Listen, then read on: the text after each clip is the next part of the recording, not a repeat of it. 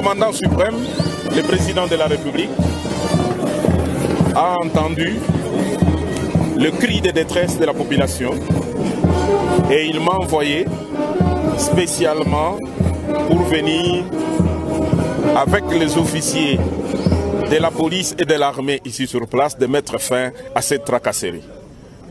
Nous devons dire terminé, fini, d'égorger, de violer et de traumatiser la population. C'est ça le mobile pour lequel je suis venu. Contrairement à la désapprobation musclée via un communiqué du Front commun pour le Congo à la déclaration de l'actuel chef de l'État congolais de déboulonner les systèmes dictatoriaux au pays, plusieurs autres voix saluent le courage d'un homme qui s'est projeté dans l'avenir pour le bien-être de sa population, longtemps victime de vestiges. Pour la CAJ, nous avons apporté notre soutien à la déclaration du président de la République, Félix Antoine Tshisekedi, et nous allons continuer à soutenir ces programmes qui visent à déboulonner tous les vestiges de la dictature mise en place par les régimes sortants, à savoir l'impunité, le détournement des deniers publics, des biens de l'État, l'enrichissement illicite. Vous prenez par exemple des gens, des anciens membres du gouvernement. Prenons le gouvernement Tchibala, des anciens mandataires, des anciens gestionnaires des assemblées provinciales ou des anciens gouverneurs qui se sont permis à la fin de leur mandat de détourner les biens de l'État. Mais ils représentent les vestiges de la dictature. Vice-président de la CAJ est rejoint sur la toile par un proche du premier citoyen congolais. Maître Peter Kazadi a lu dans la réaction du FCC l'émotion. La coalition ne signifie pas que nous devons marcher sur les principes démocratiques. Je disais qu'Étienne Tshisekedi nous disait que chacun de nous avait des tares issus, hérités du moboutisme.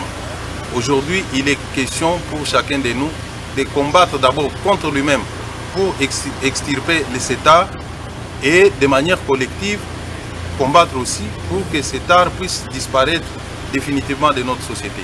Donc il s'agit d'une bonne guerre que même les gens du FCC doivent mener en leur sein, dans leur propre conscience, pour que cette gangrène qui a longtemps rongé notre société puisse finalement être éradiquée.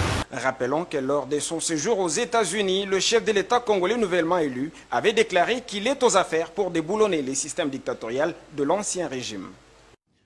Et je le dis sans peur, je suis là pour déboulonner le système dictatorial qui était en place. Parce qu'il est temps que notre pays, la République démocratique du Congo, rentre dans une ère démocratique, dans une ère nouvelle qui va le propulser vers l'avant, et nous en avons les potentialités. Avec l'économie provinciale très faible, les recettes locales ne représentent pas grand-chose. Même en ajoutant celles rétrocédées par le gouvernement central, elles n'arrivent pas à couvrir les besoins de la province pour son développement. Si je lui ai annoncé ma vision et mes ambitions pour développer notre province, certainement, cela demande beaucoup de moyens par rapport aux recettes produites en général. Pour augmenter les recettes, mon gouvernement va faire ce qui suit. 1. Élaborer un plan de maximisation des recettes basé sur éthique pour encadrer les personnels chargés du recouvrement des recettes. 2. Créer un bon climat des affaires pour faciliter les investissements directs dans la province. 3.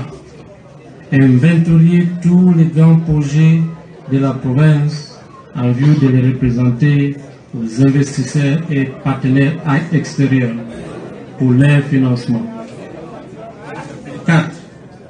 Faire des montages financiers pour obtenir des fonds auprès des partenaires. Et 5. Envisager de signer des accords de jumelage avec les villes de certains pays.